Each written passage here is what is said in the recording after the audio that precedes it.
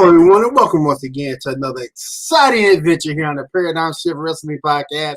I'm one of your hosts, William D. Morgan. Thank you for having us in your living room this week. Now, if we could, let's go ahead and introduce to you the rest of the hosts of this show. Who are we going with?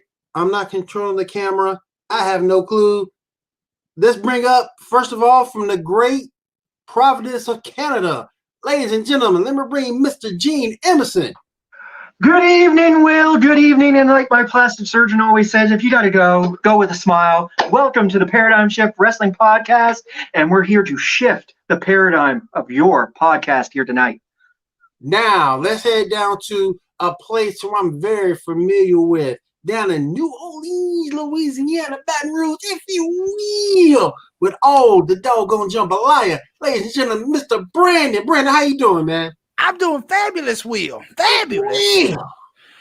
Canadian crippler, Gene Emerson. Whoever the hell you is, you need to get a refund on that plastic surgeon, my friend. Woo! Give it to the building fund, Will. Give it to the building fund. That's what, when you get to the building fund, your life will never get to be correct. Your life will be so right. It's life-changing. Yes, life-changing. It always leaves you wanting more and more and always leaves you with a smile. There you go. Hashtag building fund, ladies and gentlemen. Yes. Remember that. Now, let me move on to the professor, the dean of the Paradigm Shift. Let me bring on my brother from another mother, Mr. Rob. Rob, how you doing, man? Like the one-hit wonder M said back in 1979, New York, London, Paris, Munich, everybody's talking about the most phenomenal podcast in wrestling today, the Paradigm Shift. I am back after a week, baby. Welcome to the Building Fund fundraiser. Yes. Hashtag building fund, ladies and gentlemen. Yes. Now, let me bring on someone who is new, someone who is brand new. You saw him last week. We have him back again, part of the Pinfall Productions team. Ladies and gentlemen, my good friend, my buddy Tommy. Tommy, how you doing, man? Doing good, man. Good and good. Yes, sir. I am that guy, and as I say every time TDC is in the building, the stock goes up. There you go. 25 points, baby. 25 points. Yeah, One you can minute take for the all that building money and fund. give it to the building fund every There day. you go. 1 minute for the Building Fund when the Give it stock to the hits. building. When the Yeah. stock hits. Tell them about the bake sale, Will. We get the big sale coming up, man. You got it coming up, man. And it's The like, it's Bachelorette auction is this Saturday. gonna be this Saturday at Josh house. So y'all roll over to Josh. And speaking of Josh, let me bring on the man, my XFL buddy, the man who put all this together. Ladies and gentlemen, my good friend, my man, Josh. What's up, bro? How we doing tonight, ladies and gentlemen, boys and girls? We are here for another episode of the Paradigm Shift. I'm excited to be here with these gentlemen, all of us in the building tonight. I'm here for another episode to bring to you. How many empty drinks you had tonight, boss? Actually, 0. Well, that's a good thing. So we might get a word in, huh? Okay. I actually had How none. many- So It wasn't just How many me last night. OnlyFans requests did you finish up before we got on the air? Oh, Only 4 or 5. Only 4 or 5. Ah, hashtag, don't forget to mark out to Gallows and Anderson. You know, me and Will over here have been, sending out the tweets, retweeting 4 tweets, 3 tweets, 5 tweets a day. Hashtag Gallows and Anderson and hashtag Talking Shop. Get them over here into the building fund. Get them over here. yeah, for the building. Get them over here. Hey, and they can help us with the big sale. Chocolate cake, We baby. will supply the beer. They bring the conversation. There you go. There you go. All right, boys and girls. So, moving on Come on, Jason. oh to boy. it is time. No. It is time.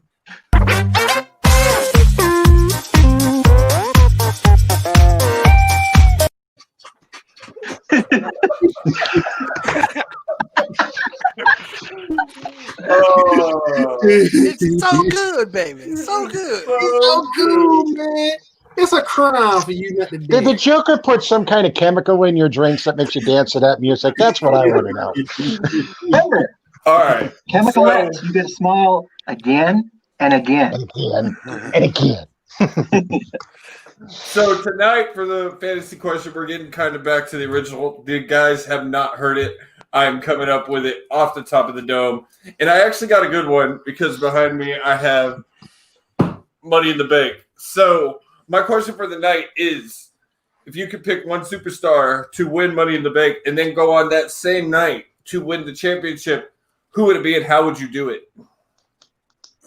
We talking And current, right? You could go anybody. Ooh.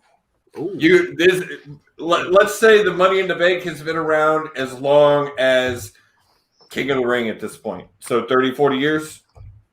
Mm. Mm-mm. Mm.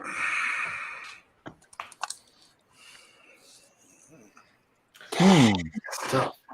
That's tough. I'm going to give everybody a moment here. Well, you want to play the music again and all dance while we think of this?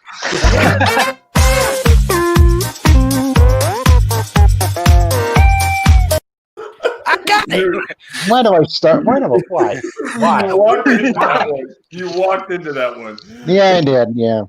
I'm rusty after a week off, so. All right. So, Brandon, you got it? Oh, I was just playing, but I'm gonna go with Dusty Rose, baby. That's my fail safe. So, No, but seriously though, man, I'd probably want to see. You know what? I'm gonna say it. I want to see R-Truth. R-Truth. Why not? We haven't seen it. Give it to him. How would you do it? Would you do it like serious? He runs in after a title match, or would you do it in an R-Truth style, like funny? No. Bring out a different side of him. Make it serious. Maybe let him win the match, kind of funny. Then when he cashes in, be serious, and it'd be a heel turn. Like just surprise everybody. That's good. Tommy. Glad I got Ooh. that. He said, "Let me grab one of the good ones real quick, but somebody don't take it." That's what I said. Stick around, Tommy. You'll learn a thing or two. I don't know, man. I'm gonna go with someone who never won a world championship in WWE. So I'm gonna go with someone like Rick Rude or Mr. Perfect. One of those guys like that could kind of slip something dirty, pull something kind of really dirty, handcuff someone or whatever the hell that case they may be, climb the ladder, grab the briefcase. From R-Truth to Ron Killings and one, Ron Killings. So there's a big difference between Ron Killings And R-Truth. and R-Truth. There is a huge difference between those two dudes. Yep. But yeah, I would love to see one of them. I would have loved to see one of them do something like that, just because they was never give their due. I don't feel in WWE. Right. Yeah, that is a good one. That is. Gene. Well, that's simple for me. Basically, the guy that's been in every single one of those Money in the Banks, and that's Shelton Benjamin. Ooh. That He is did not go Shelton- where I thought he was going. I thought he Yeah. was somewhere else. I thought he was going something different. That is Shelton Benjamin because he deserved it. He was highlight reel material in a lot of different Money in the Banks. Why not? Mm-hmm. It is so nice to see him getting used. Yeah. Yes. I'm liking what they have kind of shifted the Hurt Business into. Like it's one of the highlights to WWE right now. One of the very few. His comeback was one of the big disappointing comebacks, because when they said Shelton Benjamin was coming back, I was like, oh man, because I remember the Star when he left, dude, he was on fire. Yep. Ugh. But yeah, no, you do that. Will. Mark Henry. Ooh. Nice. And He would have to have one of them Big Show ladders, though, wouldn't he? Yeah. He would. But Damn. it just pisses me off because they had a choice back at that time between Mark Henry or Daniel Bryan. I get why you did Daniel Bryan. I understand it.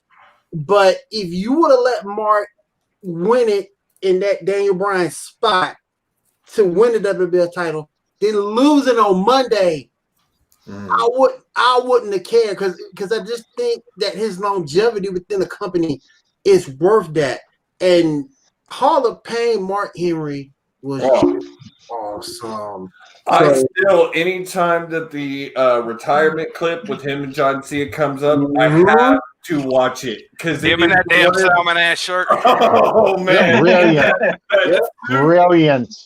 It was That so fooled good. And everybody. boom! Everybody at home. Everybody at home, so everybody in the funny. arena. That fooled everybody. And then it was so funny at the end. I got y'all. I fooled all y'all. I love his documentary, man. Anytime it's on like the network or something and it's running, I'll watch it, man. He's one of my favorites. I love Henry. Rob. I'm going to go on, being the professor, I'm going old school with this. This was,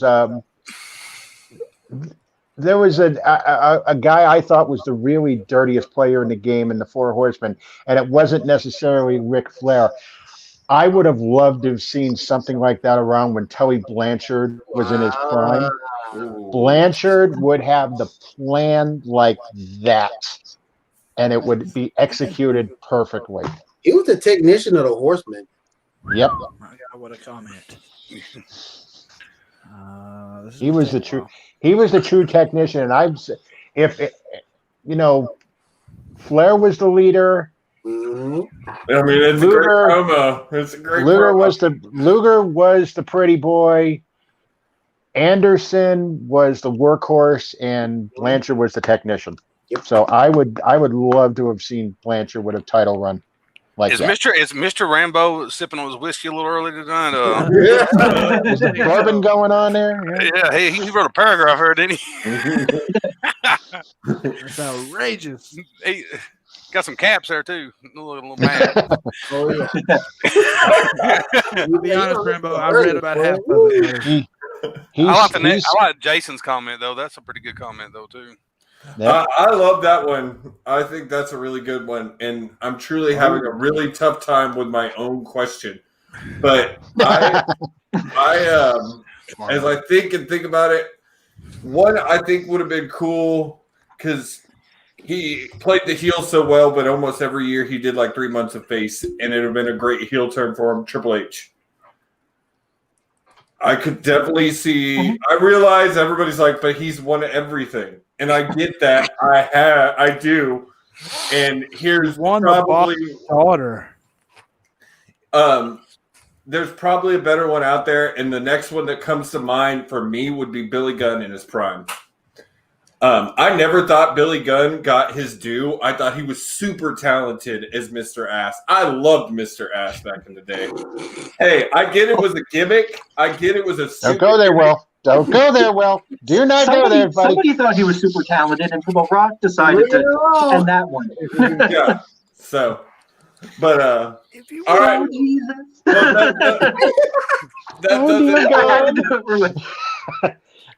Well, that doesn't Your house started to shake, and God came down himself and said, "Bob, but my name's Billy. It doesn't matter what your name is." Well, and that does it for. What are you doing? Come on.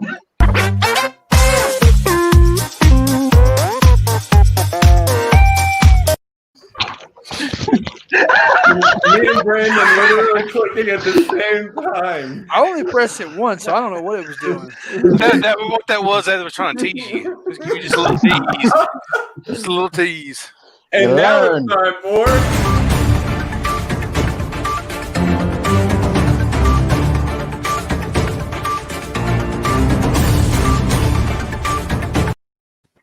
Yeah, probably get some water before you do that. No, We take you now live to Asian reporter Trisha Takanella. I like seeing your face, Will, when it just goes blam. Oh. Will, what startles you about it? Huh? It's pretty in your face. I'll give him that. It's pretty in your face a little bit. Oh, it's sudden and it's in your face.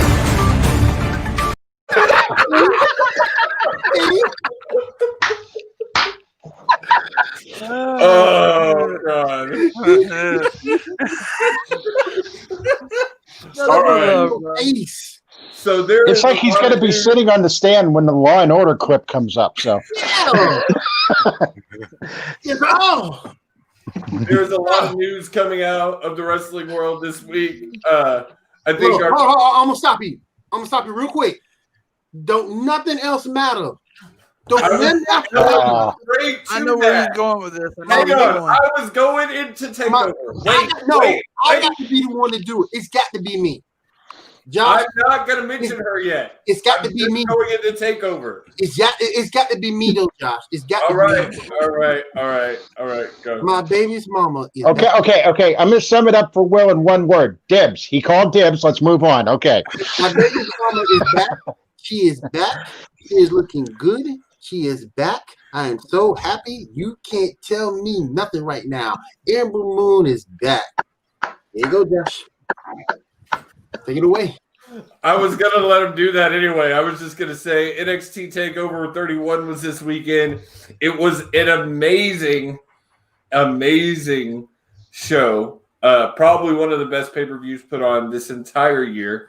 The Capitol Wrestling Center was debuted. I have not got to watch the pay-per-view. I'm hoping to watch it tonight. I heard the set is amazing.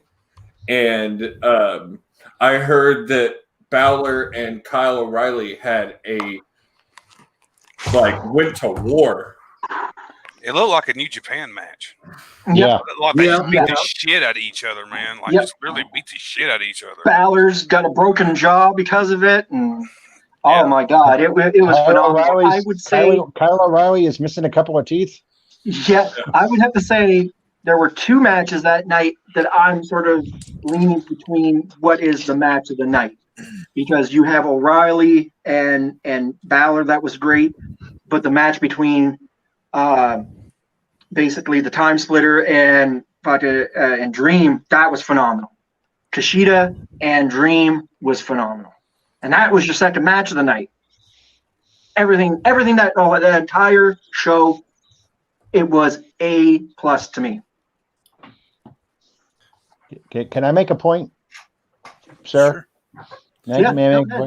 You would put Dream versus Kushida over Gargano and Damian Priest? Yes. I disagree. Yeah. There was more. The story that was told that they used Kushida for the first time, they used Kushida correct, and they made him look like a badass. He looked more badass than Priest. I agree, but it was a better back and forth match between Gargano and Priest. And I'm sorry, Dream match was a squash.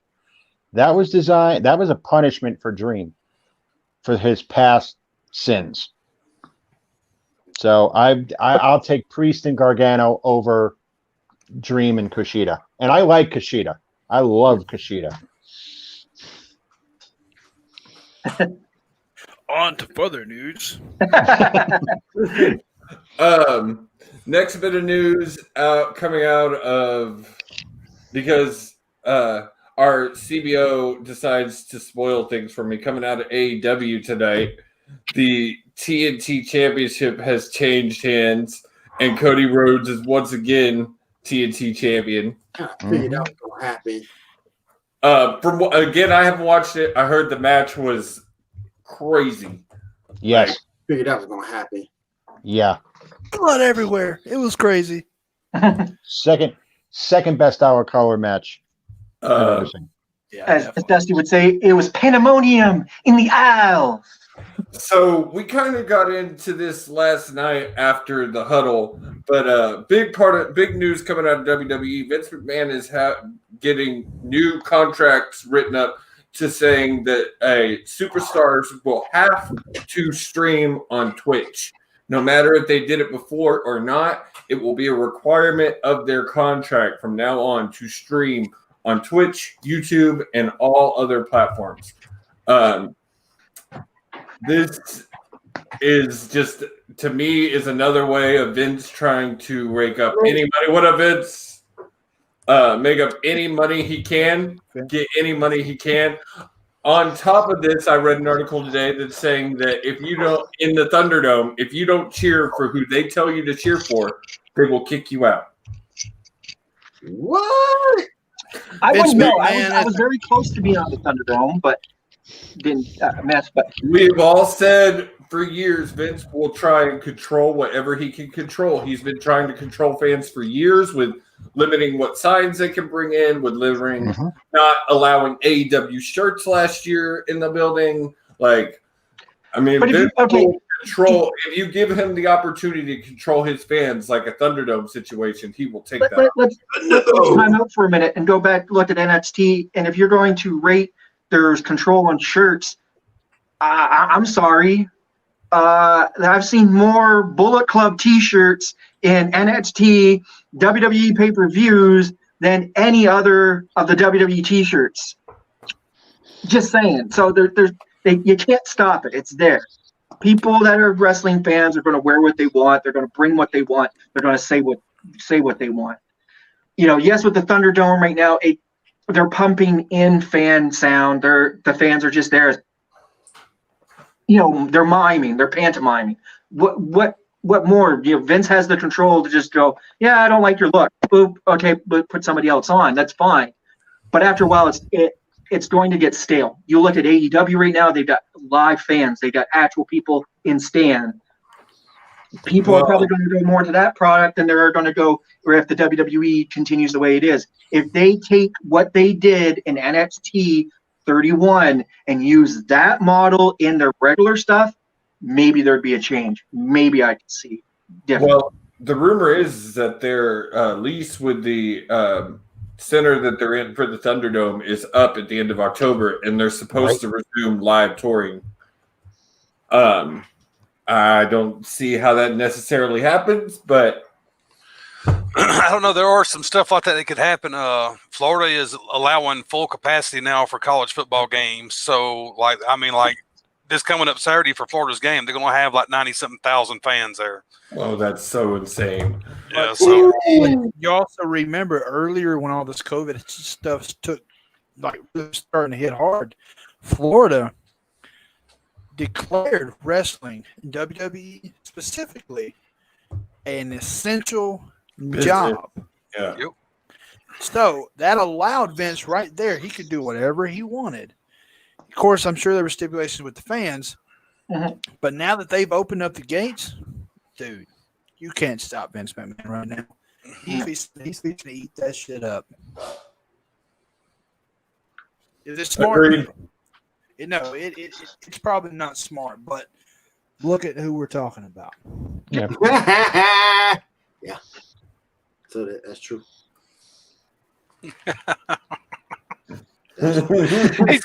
he's pretty very vocal on that too on a regular basis. That is a fan. We do not condone any of the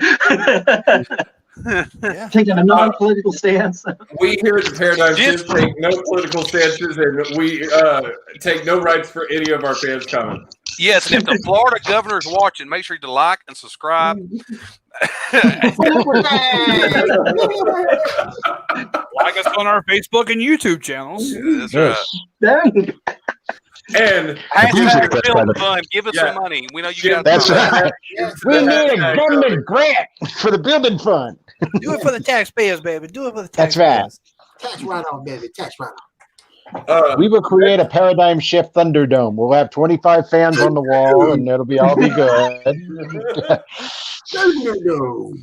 Next bit of news is that it was announced today that there will be a special pre-show for SmackDown celebrating its 2 years on Fox, and Renee Young will be one of the hosts with Booker T. I don't know what this means. Everybody's saying, like, she's back, she's back. I can see this being, like, her last appearance before she's done. Wasn't that was supposed to be the last one, though? It was never truly announced, like, how it was working out. It was Yes, said it was. that It was. Yeah, I don't remember. They said bye-bye on the SummerSlam pre-show. Yeah. Yeah. See, that's what I get. I don't watch that, so. It was pretty much an open that was it, that she was done with it and she wasn't happy, and Mox was not happy how things were handled over there with the C19 stuff. So like there was a lot of bashing going. She don't watch it, she wound up going through a table every week. I'm just saying. The only problem with Renee is that why she isn't in AEW, because I think she had like a year-long no-compete clause. in her contract. That's the only reason she's not anywhere near AEW right now.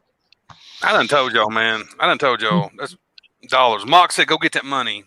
Oh, man, I want to give you a check. Go get it. That's exactly what he said. Oh, man, I want to give you a check. Go get it.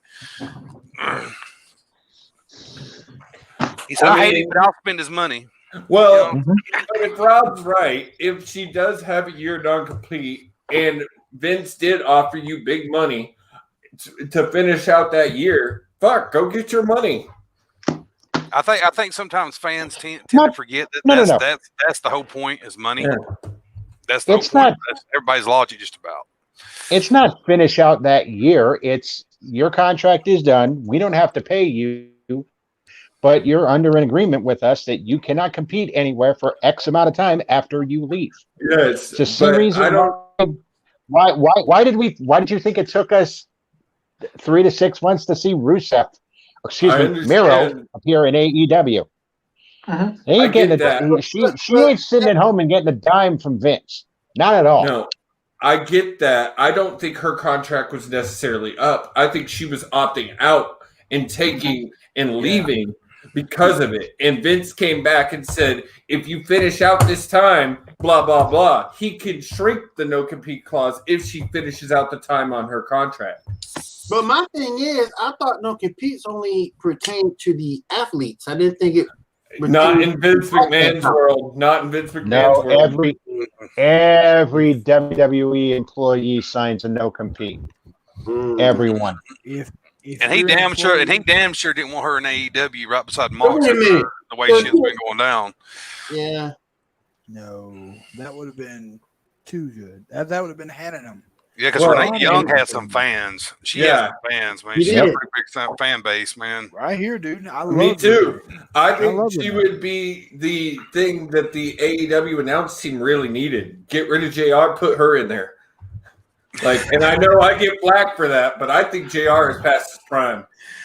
Why are you doing JR, bro? I think he is just not. He's not the guy he used to be. He's not that guy anymore. He is very much every show stepping into the king territory of making inappropriate comments that are gonna get his ass in trouble. And he's already had to apologize for things he said on air 3 times. 3 times.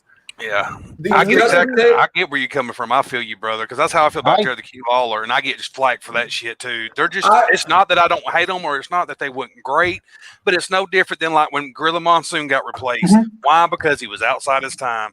It's just how it goes. It's the passing of the torch, man. Exactly. That's all it is. It's the same thing. I don't ever think Michael Cole was good, but at this point, it is time to move the fuck on from that man. He is the worst thing about WWE programming. Last week, I was trying to watch Clash of Champions to be on the show with you last week, and I got called in. I couldn't do it anyway, but it was literally the hardest thing to watch the show. I had an easier time watching it when it was muted because I did not have to hear Michael Cole. And I like Corey Graves, but when he's just talking with Michael Cole, oh my God, I'd rather bang my head against this wall. I mean, Corey's doing all he can too. Corey's like trying to walk. He's trying to walk that Jesse the Body Ventura sort of line. Is what Corey's trying to do. But Michael does not make it easy on him, man. He calls some stupid shit, and then he has to correct him on a regular fucking basis, like all the time, man. It's all the time he has to correct him. That was what's great when Samoa Joe's out there, because Joe's always correcting people. He's like, "No, man, that ain't what that move is." That ain't. Samoa Joe and Corey Graves, and use them as the all-around your commentators, and then have your commentators for NXT and leave it as it is, because that would work a lot better. More people would listen. You'd be hearing it from a side of somebody from in-ring, Corey, who's had the years being on commentary. It would work. The match would just work.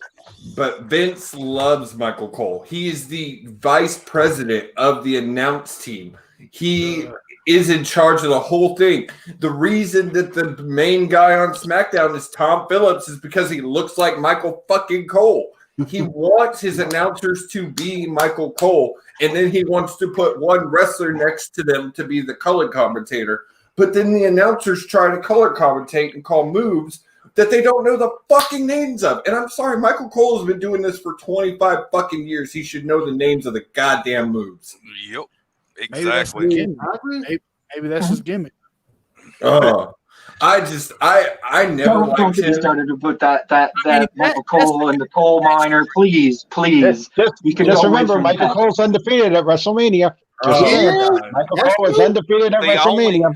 The only credit that I will give Michael Cole is that when Jerry the King Lawler had that heart attack, the way Michael Cole held that show together when that happened, and him being that close with Jerry the King Lawler, because you could tell in his eyes it was killing him to not know what the hell was going on and him having to carry on with the show. Other than that, to me, he's never been a great announcer. Other than that, he's just been average for years. I mean, he probably could have been replaced, like you said, many years ago. And like I said, Corey does all he can, man. People give Corey. I think that was directed at me. I think that was directed at me. Yeah, kind of, yeah. Let me ask you. 20 minutes later, damn. Let me ask you guys this. What do you guys hate about it? Is it just as like an energy? What do you guys hate about it? He's too generic is my problem. He's very cookie cutter. He's exactly what what Vince McMahon thinks we want to see. He's the PG era announcer. Yes.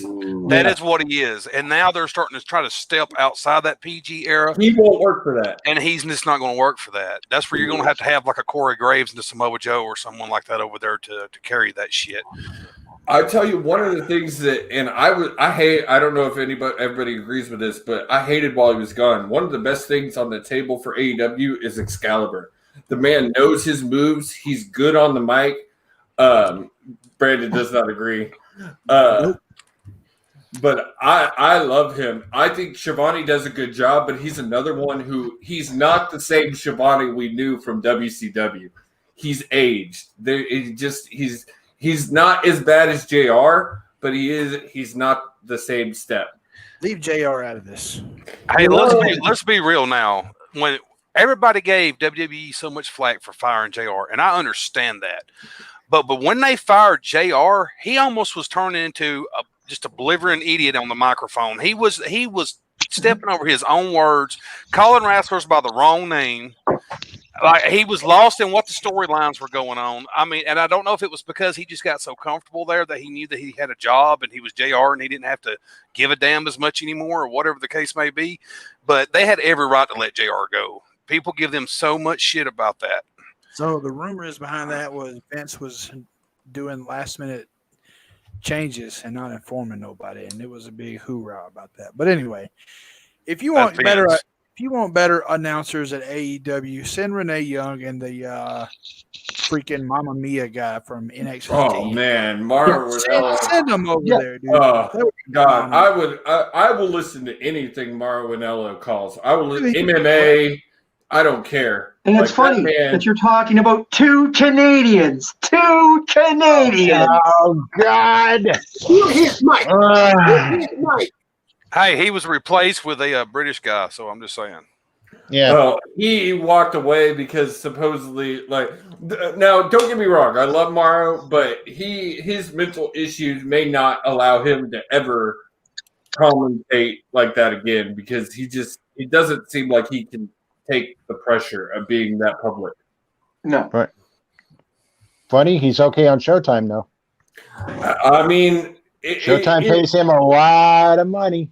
It's a different world. It's different world in boxing and wrestling. Wrestling is a world. It is a culture. It's hard to be in that culture and not get ribbed and not be a part of that when you're around it. Boxing's not like that. He shows up, he calls a match, he goes away, he never sees those guys again. Yeah. Wrestling, you are with those guys every day, several days a week. Yep. That's why Joey Styles, when you look back, Joey Styles just couldn't take the ribbing after not having Taz. He just couldn't do it. Oh yeah, but out of all defense, I couldn't stand Joey Styles. Man, I'm not a Joey Styles fan. His voice annoys the hell out of me. It was like someone was trying to be. It was like to me, if someone was imitating to make fun of an announcer, is what Joey Styles sounded like to me all the time with that "oh my god" shit that he used to do all the time. I mean, we've talked about it on this show. So we talked about so wait. So you can't stand to listen to Oh My God, but you'll listen to Mamma Mia 7 days a week and twice on Sunday. The difference is between those two is that the Mamma Mia guy that you're laughing at actually can call a fucking match in wrestling. Yeah. True. I Styles get. Believe me. I'm not arguing. I'm just. And we was I'm watching being the devil's ECW advocate. where like every I'm 5 being the seconds was an devil's oh my advocate. God moment. And oh my God, and cat fights and all that screaming cat fight at your top ones. Yeah, I get it. I understand it. Believe me, I'm with you on that one. I was playing devil's advocate for a second. I'm Mamma sorry, Mia! but no one will ever be a worse announcer than Mike Tenay. And we've just, oh God, now his name's Tenay was good. Don West was the Don shit. West. Put up the sticker. Put up the sticker. Don West was the drizzling shits. Absolute shit garbage. Like, I could not stand, like, I went back and watched 06, 07 Impact because it was supposedly some of the best times of Impact. Don West on commentary is the absolute worst thing I've ever heard. His voice annoys me. He's always so excited. You can't have a guy that Because he was basically making money for sells- something that besides selling knives. Of course he's excited. Well, and that, you told me that, Rob. I didn't know that they literally pulled him off the QVC and put him behind the announce desk. Not even QVC. It was worse than QVC. It was 2 a.m. Shop at Home Network that he was selling knives. And they basically wanted him to run their merchandise department in TNA. And then they just said, oh, wait, our announcer didn't come through. Hey, Don, come here. Here, call the matches. And that's not the job. It's like, Dixie, My you got thinking. an announcer. She's like, I ain't paying no damn body else. I need a new car. That was before. Yeah. That's Jarrett money. That's Jarrett money that paid for him and Don West. Dixie was not in the picture yet. All I right. think. So, Yeah. any more news we need to cover tonight? I can't think of I got anything one. else. Oh, I got one. I want to hear everybody's thoughts. Did the reveal of Mustafa Ali, I want your opinions, did it save the Retribution angle? No. no. Horrible. It sucked. I was over it when it started. No. I'm actually very disappointed that he is the quote unquote leader or whatever the fuck it is. I'll pull up my own damn. It came full circle from the whole hackers thing. So now we know. The guy would like somebody you can stuff in your locker. What? You look like the type of That's dude what he you did. He did Dominic Dijakovic and Dio Madden's book report, so now they're protecting him. I thought you said he's the kind of guy you stuff in a locker. You can stuff in your locker. He looks he looks to be Mustafa. small. That is what you said. And what's bad is he's telling the big ass Novacek what to do. Yeah. Get the hell out of here. Get the hell out of here. No, man. I said their book report, so now they're protecting him. Is this this sounds like to be a very, very bad 80s cartoon reference, bad guys. You know, little tiny unknown American who's invading into America has big talking guys. Go after them. You know, it's like, dude, like I'm telling you, man. It's not You, believable. you almost we'll probably get this reference the best. You almost expect the two bigger guys, Dijakovic and Dio Madden. I'm not calling them T-Bar or whatever their names are. You almost expect them to go, G Mustafa, what do we do now?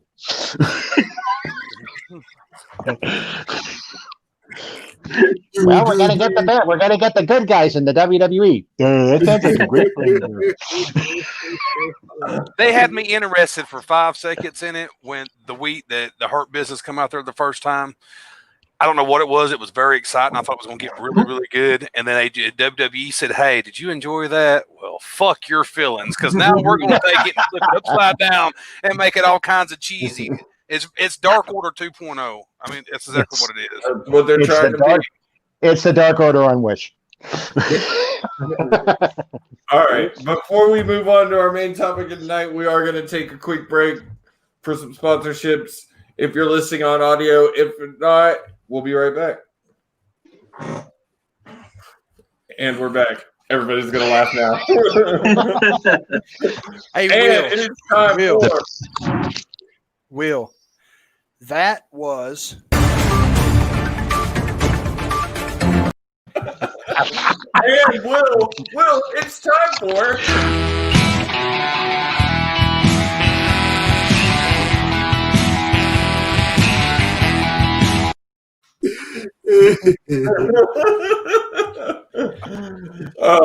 I'm not cutting the check to Thorogood. I'm telling you now. That one is not as bad as the news, but the news it's like Brace for impact. you go, you're going to take a blast. You're going to be like that. Will's one of them ones that has Vietnam flashbacks, but we're never in Vietnam. The news.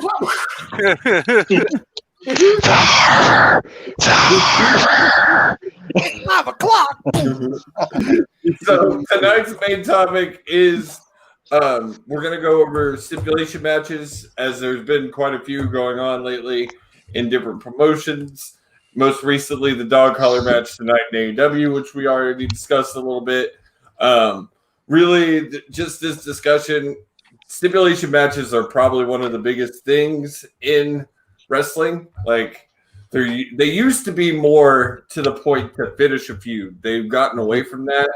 Like, they could be thrown in at any time, especially now with WWE marketing their pay-per-views as certain stipulations. So it takes that away, and I don't like it. But let's first go through, I guess, our favorite stipulation matches. We'll start with the new guy, Tommy. You suck, dude. Yeah, I know. So what are you wanting? You wanting? I mean, it can be really any match with not a gimmick match. We're not talking about like a stupid match. Like it could, like I would even consider the dog collar match more of a gimmick match than a stipulation match. To me, a stipulation match is more like a cage match or an I Quit match. Or I got you. Am I telling you ones I like or the ones I thought was stupid? Let's go. Your two favorite ones, and then you're the most stupid one you could think of. Oh my God, how many you gonna give me, bro? You made me go first. Can you give me 3 damn things? Yeah, I tell you? round 3. I'll go ahead and go with the stupid one first, and it's the one that never made any sense to me. Is the "you're fired" one? It never made any sense. We knew they were never going to be fired, and usually if they lost, they were back within 2 weeks. That was like the stupidest shit ever, and they never make sense. I think there's only like. Is there really even one where someone was fired and we didn't see them for a long, long time? No. Not to my There might recollection. be one that I can't think of right now, but not. No. Maybe back in the territory days, but I mean, Impact is known for firing people and actually them leaving the company. Right. Mm. Well, hell, I mean, That's I ain't gonna take no what it- shots at Impact. Okay. Impact. Let's go. The two favorites. Hell in a Cell's always been a favorite. That's always been a really, really good one.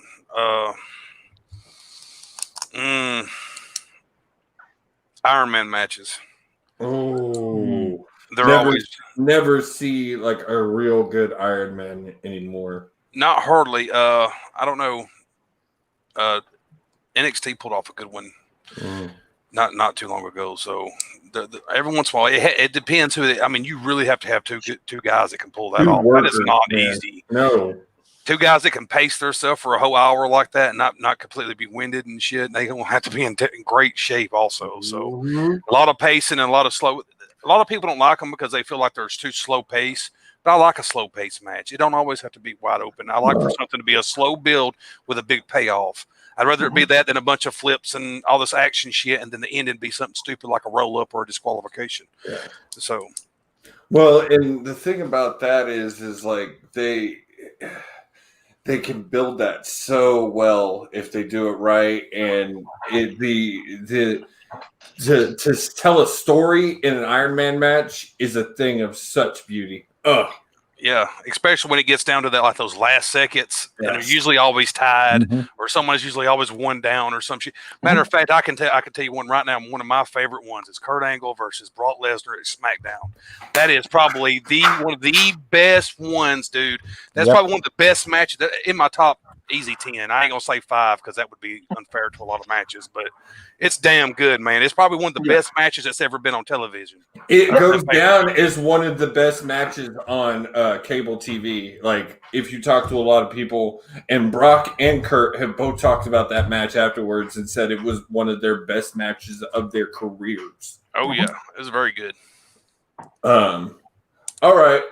I want to go to the professor because he looks like he's thinking real hard on this one. I am thinking real hard on this one. I don't know if I don't know if this would fall under which side this would fall under, the stipulation or gimmick side of it, but one of my all-time favorites, like especially matches, has to be the War Games. The War Games is the absolute I mean, best. probably.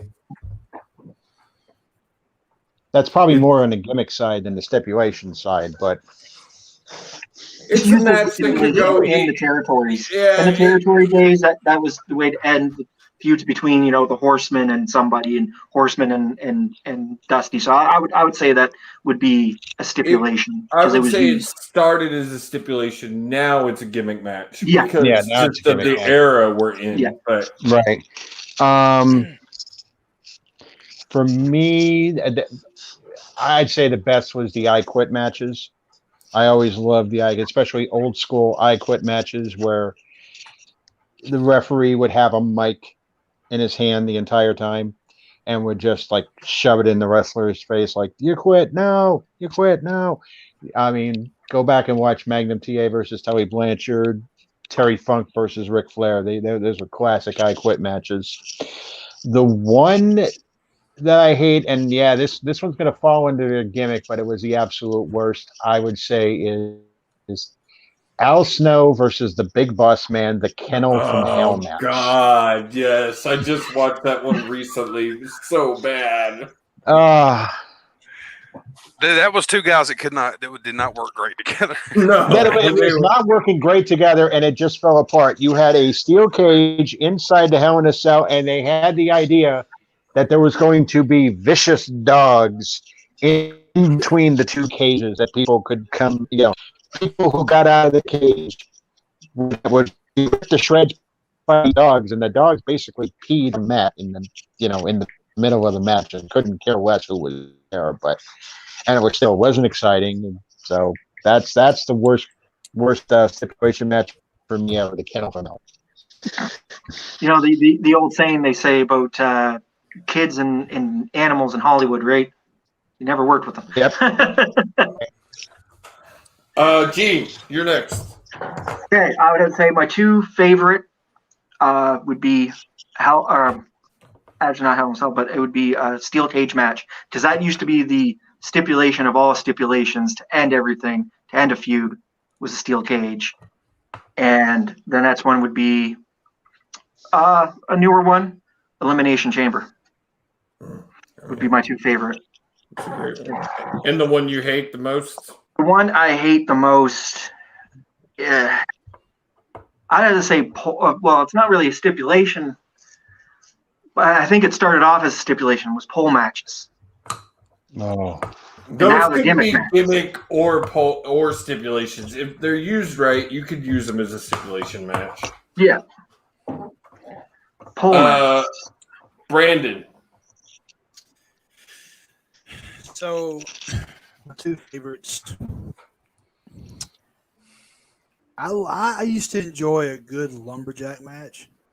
And I don't mean what they do now, this whole throwing back in the ring. Right. I mean a good get your head stomped in when you come out, throw you back into the wolves, like the good lumberjack matches. Yeah, those ones were like the Accolades or someone be outside. Yes. You end up getting tossed out there Yes. between those guys or something, get the shit whipped out of you and throw it back in. Yes. Yeah. That's that man, that used to be great. Yeah. And just a silly one. I used to like the was it head shaving matches or was it called barbershop matches?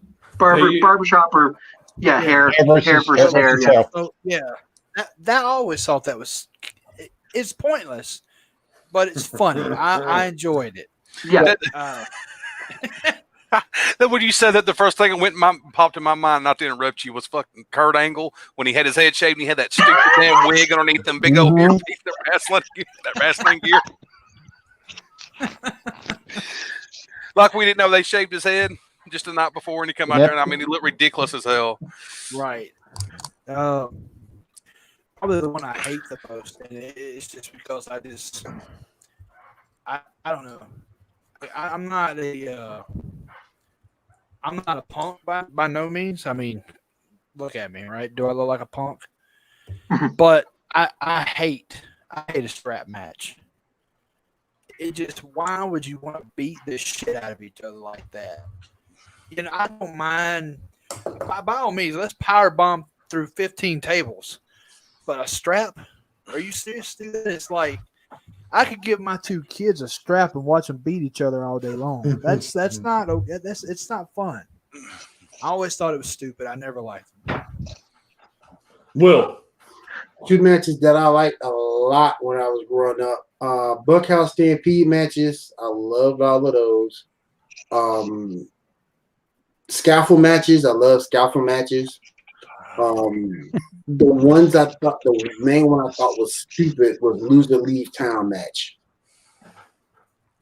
Bruh. Yeah. It's the same thing like the fired matches. They're just stupid.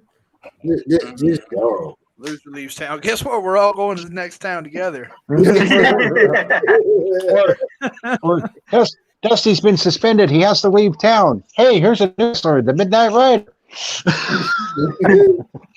So Loser leaves town, but you know, sometimes Hacksaw and Iron Sheik didn't get that memo that they shouldn't be right together. Right. So I can't remember the exact name of it from TNA. I think it's called Feast or Fired, where they do the match. I really enjoy that match. I thought it was the best way for TNA to take something like the Money in the Bank and turn it into something different. I like how each belt usually leads into like 3 or 4 separate storylines that you can build off of it, because some guy does get fired and ends up coming back. But I mean, one gets a title shot, one gets a tag title shot. Like it makes for a really interesting storyline. Because of the era I came into it, I have to say TLC matches. Hardy, Dudley Boys, Edge and Christian. Like, those were some of the first matches I ever saw, and they were just mind-blowing to me. Yeah. And one of the best matches. One of the matches I absolutely hated and think is the stupidest is the electric cage match that they did in TNA. Oh my God, if you ever haven't seen this match, it is probably the worst gimmick match they ever did. Anytime a person, it was LAX, and I can't remember who the other team was, but every time they touched the gate, like they would, the lights would flash, and then the person would act like they got electrocuted. You know, you speaking of TLC matches, don't you remember back in the day when you could get it pumped about an Extreme Rules match or a TLC match? Yeah. And now they are so damn cheesy, man. They're so lame. There's nothing to them. You're lucky if you see any weapons sometimes at an Extreme. Yes. At a pay-per-view, this Extreme Rules, like, you're lucky to see weapons being brought out. And then when they are, it's usually like a little whack here and a little whack there. There's nothing. It's never nothing major. Some back shots with the chair. Don't you remember back in the day when they used to try to crack their skulls open? Yep. And they spin the whole damn chair over them. You're never going to, because of CT and all that, The old hardcore title matches in WWE. You're never going to see headshots like that anymore. Yeah. But one thing that I will say AEW has done well is kind of bring back weapons, thumbtacks. They've made that a little interesting again, to an extent, because I agree with you. Extreme Rules is boring. And what blows me away about that is they do Extreme Rules usually, and then 2 months later is TLC. It's the same fucking thing. Yeah. Yeah. Same thing. Very little Like- stuff used.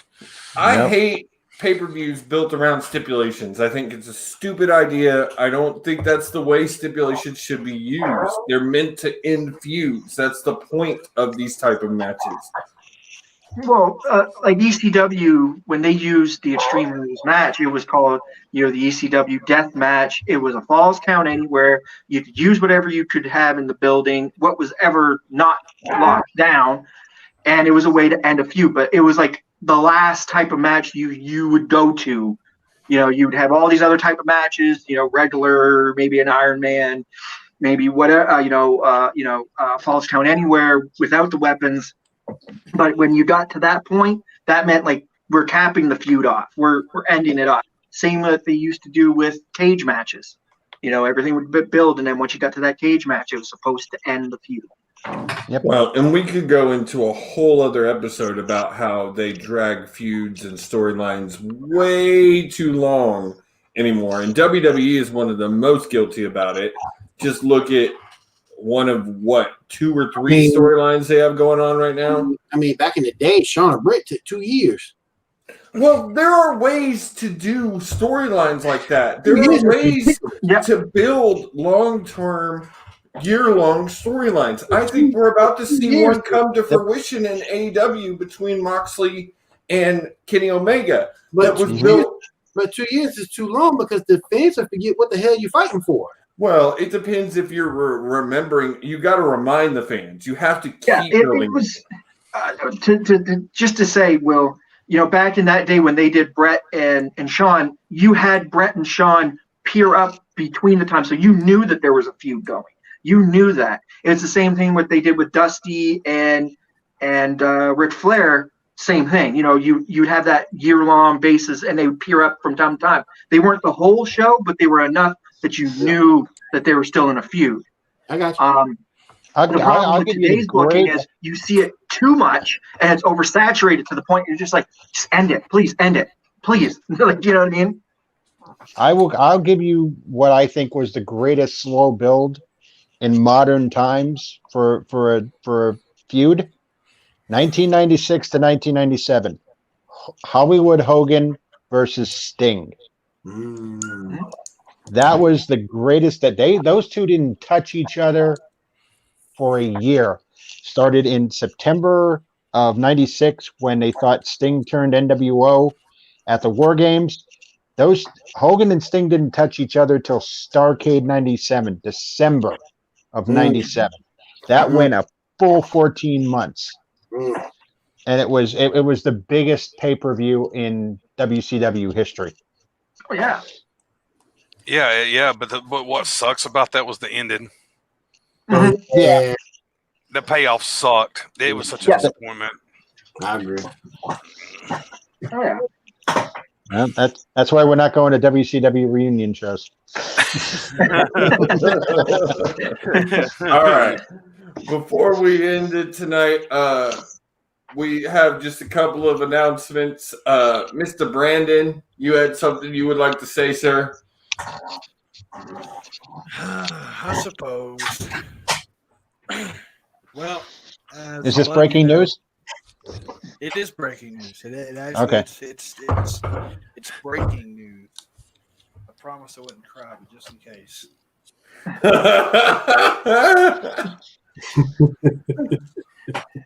No, It's funny how you keep those right next to you. it's allergy season, Tommy. Mhm. Bet it is. You touch the lotion on its skin, or else it gets the hose again. What can I say? When I hear this, it gets me going. What can I say? Okay. No, in all seriousness, as much as it pains me to say this, I've made a decision to step away for a little while. I personally have a lot of things going on in my life. I am in the middle of an election. A lot of people don't know, but in my hometown, I'm running for office, and that is that needs my undivided attention right now, along with a few other things. You know, we have a growing family. I'm missing opportunities that I shouldn't have to be missing, and you know, I need to step away to reevaluate a few things. Um, primarily, the election is fixing to take up a lot of my time because we're in the last month of it. So, long story short, I gotta put on the campaign hat. I gotta get to work. Running for office, especially for a municipality. You know, I take it very serious. You know, a lot of people think, oh, it's just a politic job. Well, not for me. I'm not the old school way. I really want to change things for my town. And I'm not trying to politic here. I'm just saying, you know, the old way of thinking needs to be reformed, and that's really what I'm trying to preach, and that's what I'm trying to get out there. And so I need to start making an example of it. I love these podcasts. I love coming on here. I love the huddle. I love getting on with Tommy. But it's just consuming a lot more time than I have to give. So, regrettably, for at least a month or so, I'm going to be stepping away. Everybody watching, you guys, especially you all right here, you know, if you guys need me for anything, I'm always going to be here for you guys. And I appreciate you guys having my back on this. It was not a decision I took lightly, but I think it was a necessary one.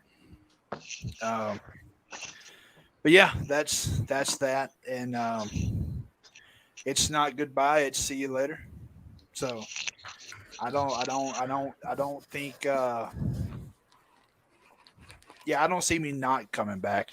So let's put it that way. And with that news being out there, I would like to make an announcement, and this is also breaking news. Ladies and gentlemen, Tommy, you are now promoted to that spot. Not a spot, not a liver spot, that spot. So congratulations to my man Tommy. Congratulations, man. Brandon, we will miss you, but we know you'll be back. Absolutely. Yep. Congrats to Tommy, man. You well deserve it, man. Thanks, man. With that, I have another announcement.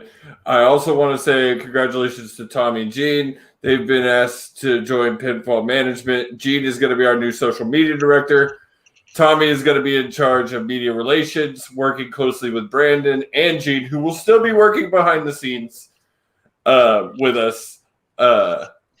Brandon is going to be the new chief brand officer, and me and Will are going to be running the ship because we're crazy like that. And I'm in charge of snacks. So where are the snacks? Yeah, where? Yeah. Well, Will's daughter Olivia was supposed to send everybody Captain Crunch popcorn, but it didn't happen. Captain Crunch popcorn. I gotta get back on here next week. Smells the breath. Smells the breath. It smells like. Smell it. I guarantee it smells like it. I smell it. Yeah. Can you smell what the Moose and Slayer is cooking? I'll do it real quick. Rob, you have a show that's be coming down the turnpike soon. We are working on it very soon. We will be debuting the Pop Culture Club here on Pinfall Productions. It is going to be different. It's not going to be sports related. It's not going to be wrestling related. We are going to talk everything entertainment, basically anything in entertainment that doesn't relate to Mr. Morgan's show. We'll be covering it on the Pop Culture Club. We are assembling. Let's see. Oh, help me out here, Will. Samuel L. Jackson played him in the Avengers in the movies. Yes. What's the character name? Nick Fury. Nick Fury. I am being Nick Fury right now and assembling my team for the show coming soon to Pinfall Productions, the Pop Culture Club. Somebody has got to get you an eye patch. No exceptions. There was one Nick Fury, by the way. It wasn't one Nick Fury. That would be too funny.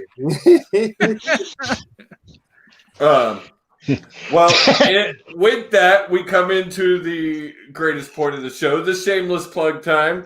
As always, catch us here on the Paradigm Shift on Wednesdays, 9 Central, 10 Eastern, as it says right there. You can catch us on Tuesdays at 9.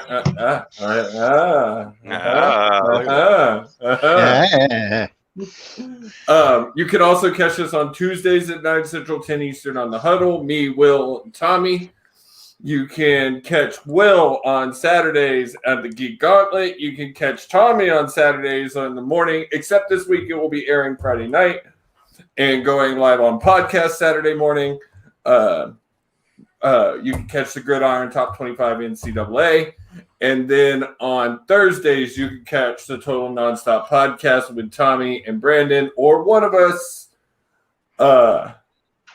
filling in for Brandon during this time. But please join us for all of these and many more shows coming to Pinfall Productions. We got a lot of things happening in the next couple of months.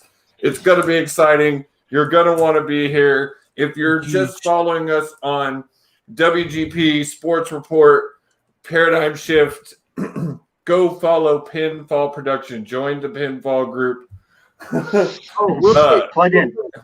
Real quick. I'll be back to streaming next week on Twitch. GNN_gaming. I'll be back with my normal Twitch schedule. Only Twitch one day a week, which is Sunday at 10 p.m. Eastern. I better get a cut of that money. The game this It's week, such good shit, that Twitch. the game I'll probably play this week will be Ruby. I've been waiting to play that game for a little bit. It's on sale for $20. So I'm gonna go ahead and do my thing and jump on that and definitely join me. GNN_gaming, 10 p.m. this Sunday. Anybody else got any more shameless plugs? I still say we need to do an Uno game. Don't forget to go like Total Nonstop podcast on YouTube. That's Total Nonstop Collecting. Total Nonstop NCAA Fans on Facebook. Follow me, and you get all these shows that is produced through Pinfall Productions. So you can catch any of the shows on any of those. It all runs together. So if you follow any of those pages, you won't miss a show. So. On YouTube, you can follow Total Nonstop Podcast and Pinfall Productions on YouTube. So find us everywhere. And then we are under Pinfall Production Podcast on all your podcast platforms, as well as don't forget #Building Fund. When we say #Building Fund, we mean go support us on Anchor. So help us become better. Help us become bigger. Remember the 5-star rating on iTunes. 5-star rating on iTunes. We need it. We need those ratings. Help us out. If you know somebody who knows somebody, go give them the 5-star rate us on iTunes. And last but not least, again, #Gallows and Anderson, #Talking Shop. Get Gallows and Anderson on this show. We want to make this happen. Also, can I just point out, ladies and gentlemen, if you are interested in creating a podcast, reach out to Pinfall Productions, and we can possibly make your dreams come true. Or if you're interested in just hosting, we might have a spot for you. We may have a spot for you. You never know. We may ask you to fill in for a show. One of the hosts may actually become a politic, and he has to miss a month and a half or whatever. And we're just saying. You never know what can happen in the world of Pinfall Productions. Also, don't forget this. Brandon has already guaranteed me that when he wins, he's doing the State of the Union address here on Pinfall Productions. Yeah. So it'll be epic. Hey, don't forget now, for people out there that's got a Facebook page that would like to stream us through their page, reach out to your boy. We can help each other out. You can help us out. We'll help you out. It helps nothing. It don't do nothing. There's plenty of cake for everyone. I promise you. And there are sponsorship opportunities available for all of our podcasts. Yes. We want to put a commercial in that break instead of just sitting here and going for 3 seconds. Yeah, we want to do a would commercial. love to have some live sponsors. So if you are interested in being a sponsor of this show, please get in contact with me, Brandon, Tommy, Gene. We would be happy to help you move forward. If you want to stream our show on any of your pages, please get in contact with Tommy or Brandon. They would be happy to help you through that. Guys, we are building this for you. This is going to be an awesome network. Please stay tuned. Big things are coming. We love y'all. We hope y'all enjoyed the show, and we hope y'all have a great night. And we'll see y'all tomorrow night on Total Nonstop Podcast. Hashtag building fun, baby. Cheers, Hashtag Gallows and Anderson. Cheers.